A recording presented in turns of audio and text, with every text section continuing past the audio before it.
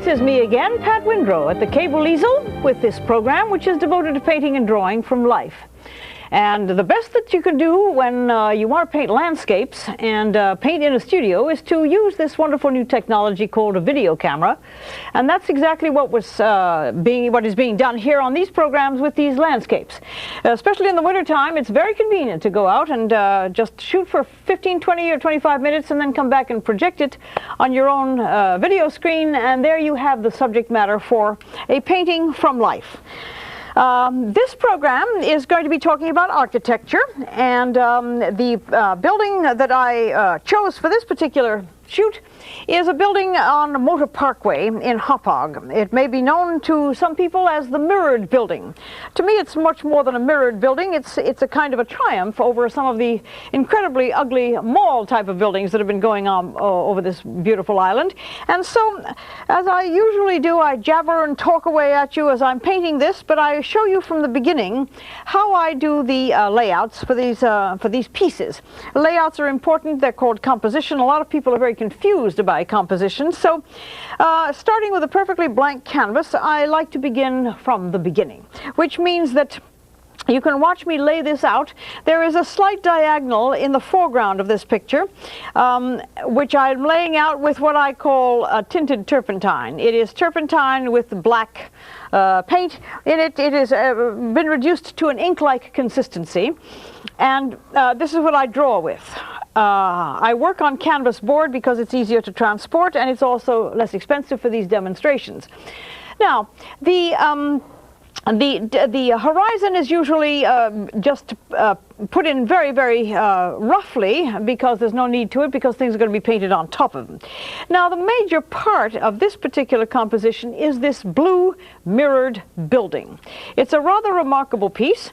I will be able to tell you at the end of the program who the architect was, and then we'll be able to talk about architecture in general as I go along.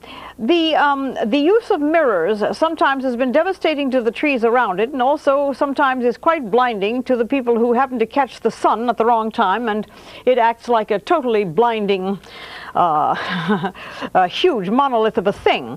But if they are put in such a way that the sun does not hit them directly, and this one happens to be that building, it faces north, and that means that the sun almost never hits that side of the building, which means that it can't possibly cause terrible reflections.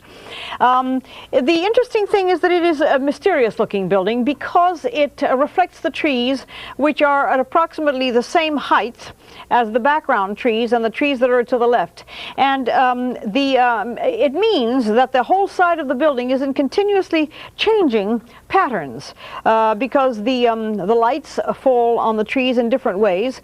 But the wonderful use of these mirrors means that the side of the building is always interesting. Many times buildings, especially when they're put up with money as the motivating factor, and then obviously with greed coupled with the money factor means that ugly and really very unfortunate things get built for the sake of economy and speed, and as a result of that the landscape of Long Island has suffered almost irreparable damage. So when I run into a very handsome building such as this one, I like to single it out and talk about it and see whether maybe whoever is in charge of this business of planning what the future is going to bring for the island will be able to have in mind some of these observations of mine as a painter and as somebody who observes things for maybe a little bit more closely than most. This is a general layout of this entire piece. Naturally, there are interruptions in it, such as the green lawn over there on the left and more of the lawn showing as the snow, which is on its way out because spring is in fact about to call upon us to get out there and start gardening and making the place look wonderful again. The winter has been, in my opinion, far too long and far too dismal, and the sooner it comes, the better. I mean spring. So here is a generally quick and very simple way of laying a painting like this out. It doesn't mean much right now, but that's why I'm here to do this. I'm going to mix the very almost imperceptibly blue tone for the sky, which on these days when there is weather threatening, the color of the sky tends to be almost non-existent. But it is nevertheless there. It isn't pure white, so I'm toning it with some cerulean blue, and probably that's about all I want to do to introduce the color of the sky, because the intrigue about this picture is that the building is bluer than the sky, something that doesn't really happen that often. And as you can see, I'm applying this paint with a palette knife. I've often been asked about palette knife paintings, and here's the way you can do a painting which is going to combine palette knife as well as brushwork. I like to use the palette knife for covering large areas very quickly. This is something that is essential to the landscape painter, especially if one works outside, because the sun moves rather inextricably, and before you know it, you have spent entirely too much time on large areas of color, and your light has changed, and therefore the painting day is over. Now, you try to, of course, mix enough, and which I haven't done. So with the formula that I just told you about, a touch of cerulean blue and a nice generous blob of the white, I should be able to get pretty close to the color that I mixed the first time. Yeah, there it is. The mental exercise when one paints is to recall what colors you used, just in case you happen to run into exactly what I did now, namely to not mix enough for a large area. So I'm going to smooth this out with a brush as soon as I have applied enough of the paint, so that I can have a more detailed use of the brush stroke. And I like to combine textures sometimes, but I think that it is wise in this particular painting to keep the textures pretty similar. So here is the beginning of what you might call a contemporary looking piece. This is going to be interesting to the people who know the building, maybe even more interesting to the people who work in the building, and interesting to the people who may drive by here often and look at it and make a very fleeting mental note of the fact that this is an enormous mirrored block called a building. It sometimes reflects color far more brilliantly than others. This particular time, during this particular shoot, the building was reflecting a lot more blue than was in the sky. I'm removing a little bit of this of the texture with this wonderful oriental watercolor brush, and it's got just enough width to it that makes it pleasant, and for me to spread this paint fairly smoothly to get, not too smooth, because we always like to see the brush strokes, but I'm not sure that the use of this kind of brush wouldn't be very interesting to the people who are beginning to paint and wonder how to cover a large space in a very quick time, and then to also get the brush strokes. When you have a hair in there, you better get it off, and pulling it off with the fingers seems to be the most efficient. Well, this one isn't. Anyway, let me lift it off with the brush, and The need to work quickly, as I say, is the landscaper's most favorite trick for obvious reasons, light changing. Well, we have here the outlining, the beginning of a very, very pale sky, virtually no color at all. But the building now is going to come. I'm going to do the building, and then I'm going to do the side pieces, the wings, as I call them, of a painting of the trees on either side, and we'll begin to build and show. This is going to be part one of a two-part program, because I do not ever expect to be able to do a complete and understandable demonstration in less than an hour. I find that that's cheating myself and the public as well. Here is the blue that I'm mixing. I've introduced a little bit of the ultramarine, because the sky was far more turquoise looking, even though it's extremely pale, and the building it is blue mirrors, therefore the building is in fact bluish. But the nice part about it is that when you can put this in, I'm going to only put the top part, because the rest of it is a reflection of the trees, but I'm going to pull it down pretty far down onto the building. You'll notice that the building, I drew it with a diagonal because that gives a perspective to it, and of course that's the way it was. When you work from life, you tend to be very grateful for the information that is given to you right there in front of your eyes. You do not have to guess at any of it. And some of the other programs that rely either on memory or accidental composition, I find do not instruct very much. They do a lot of entertaining movement, but I don't believe that there's very much of use there, and if there is a lot of trickiness going on. So we have here the two elements, just a simple rectangle, and you'll notice on the monitor, which I'm using for my reference material, that there is a blend, a paler blend going to the bottom of the sky. It's extremely subtle, but it is still there, and I'm going to brush it in, because it gives that's the illusion which is extremely interesting to me about seeing this reflected. It's just a little bit paler at the bottom of the building than it is at the top. Maybe it's a little bit too subtle, but let's hope that it'll work so that the effect will be there. Effect is what we're after. This is that's what all painting is. Painting is nothing more than effect, and it really matters very much if the effect is successful. If the effect isn't successful, the chances are that the painting will not tell the whole story. And being a realist, I am interested that the whole story be told without leaving anything unexplained. Modern paintings and contemporary things and works of surrealism don't have that problem. They don't have to explain everything. They leave a great deal to the imagination of the viewer. But in realism, the painting should tell the truth immediately. Well, we have here an extremely simple layout.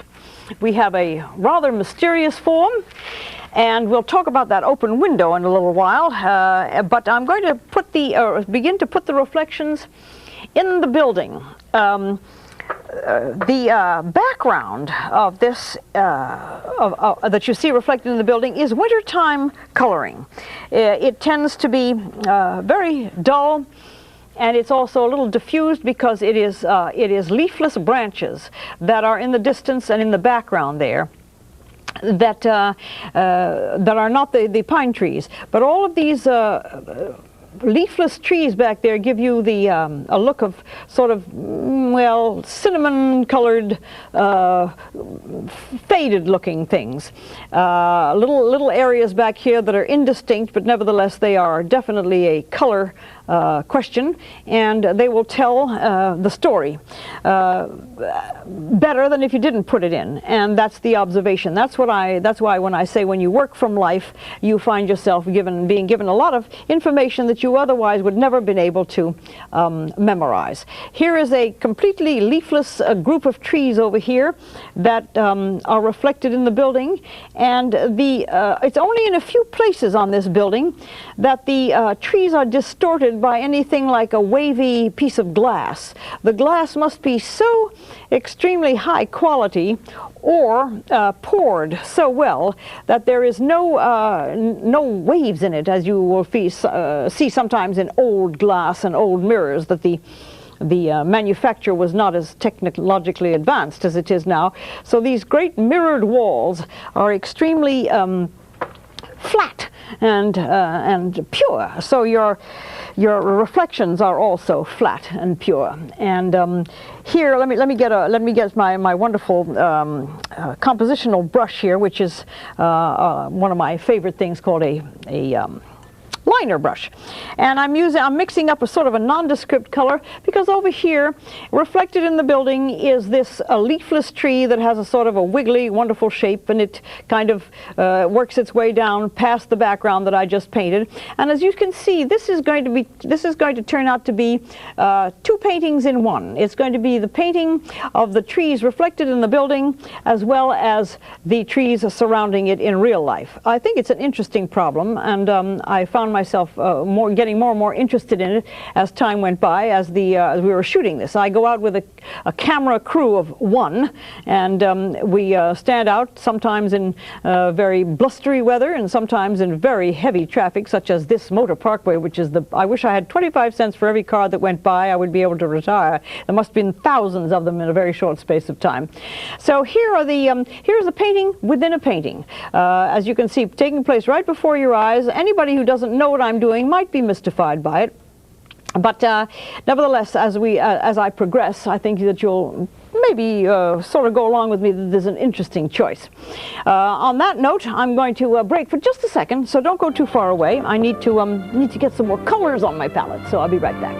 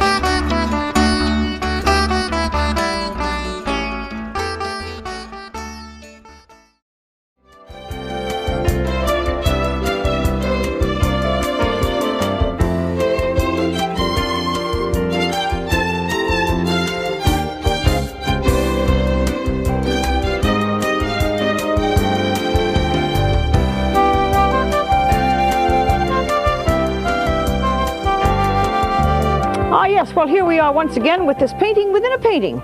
Always great fun to contemplate these things, and then if you have any luck at all and a little bit of dedication, you can pull it off. This building is called the Woodland Complex, which is at the corner of Veterans Highway and Route 111.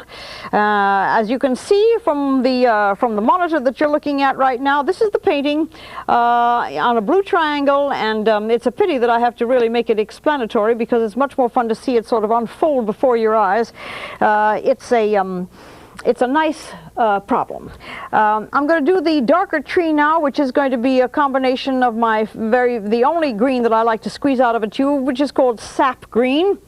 Except that behind that there is a deciduous tree with some very nice complicated branches sticking up and giving me a very wiggly nice look about it. So I better get those in, because if I'm going to be a very complete, and if you get really close on this, you can see the brushwork here is going to show you these totally leafless trees. And fortunately, while out there shooting all this, the buds were in evidence on these trees all the way around, which means that the leafless look is almost out, and spring is almost in. Can't happen a moment too soon. By the time March 10th has come, I have had it with the winter and the cold, and I would be happy for any kind of relief at all from the long and dismal coloring that I have to endure as a painter all winter long. I don't really like to go to the tropics to change that, because I figure I'll miss the winter. But sometimes I think maybe I ought to miss the winter. All right, here is this nice sort of a wonderful cedar here, and it is got an anatomy all its own. As you can see, I'm not picking up the color of wet paint because I'm using the quick drying white that I keep talking about in many of these shows. The quick drying white is the landscape painter's friend from the beginning, because it will dry fast enough to be able to apply color on top of another one within a very short space of time.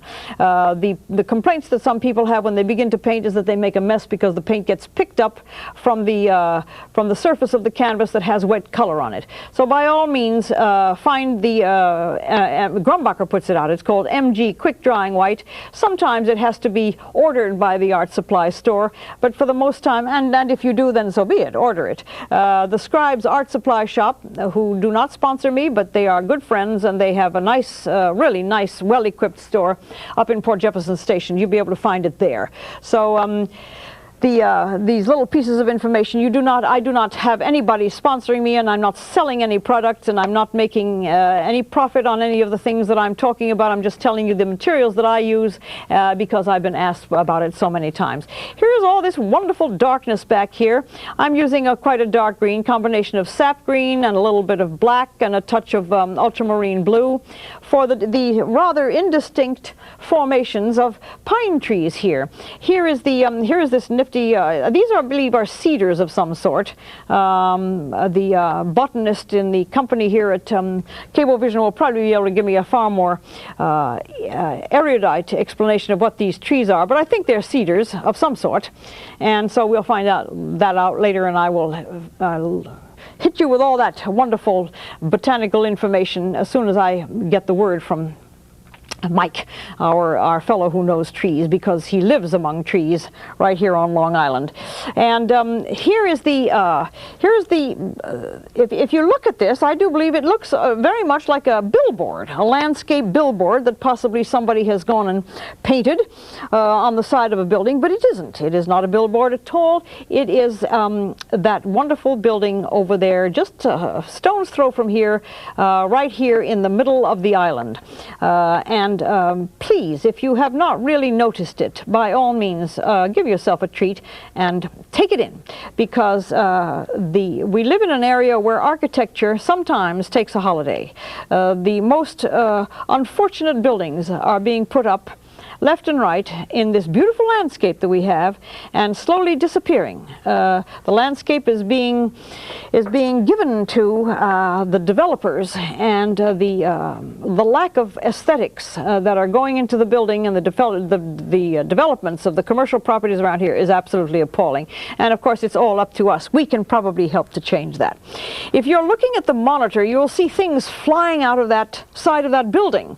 Apparently, there is some construction going on inside, and today, or the day that we shot this, was the day that they decided to throw everything out of that mirrored window. I did not know until today that that mirrored window, in fact, was there. I thought that these were just great solid walls of mirror, and that there was no way of opening anything. Well, actually, there seems to be many openings, and these windows are being used as the throwing away place for apparently what is not being used inside anymore. I think they're destroying walls and putting up new ones. But anyway, it's amusing to see all these things flying out of the side of the building when we thought that it was a pure and inviolate area of siding. It isn't at all. It's what it is. It's a building with windows like any other, but they're mirrors. So here we have the reflections, very quickly done, and the lines that separate this will come on later when I can steady my hand and show you how the illusion of this building will take place. Actually, what you're looking at now what appears to be just another landscape stuck onto something. I'm going to get into the side over on the left, the side part of this composition, which is the the actual shown off real landscape. It's the same type of coloring that is on the building because it's all the same kind of background. This is all leafless, scrubby trees waiting to bust into bloom. It's part of the background, and I'm putting it on quite thin because I'm going to be painting over it with the trees that need to go in front of it, painting the things farthest away. Now it's beginning to look a little bit more like a landscape in the distance. I'm going to scumble this, which is the painter's word for making a line indistinct. Many times lines are too harsh. Amateur painting shows harsh lines because the ability or the information or the technique of softening the lines has neither been instructed nor has it been experimented with. I have experimented with it. I keep trying to repeat as seldom as possible that I am self-taught.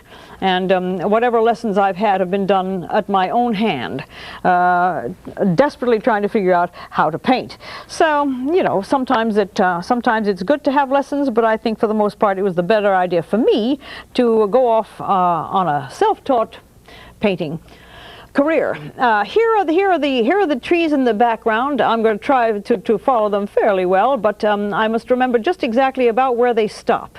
The height of the trees is important for the identification of a landscape. These trees do not go past this point on the building. It's what I call points of reference. If you put them any higher, you've lost the resemblance of the scene. If you put them any lower, you've also lost the resemblance of the scene. So there's a certain need to be quite faithful to the subject matter. If you're faithful to the subject matter, the chances are that people will say, I know where that is, which is what you aim for as a landscape painter.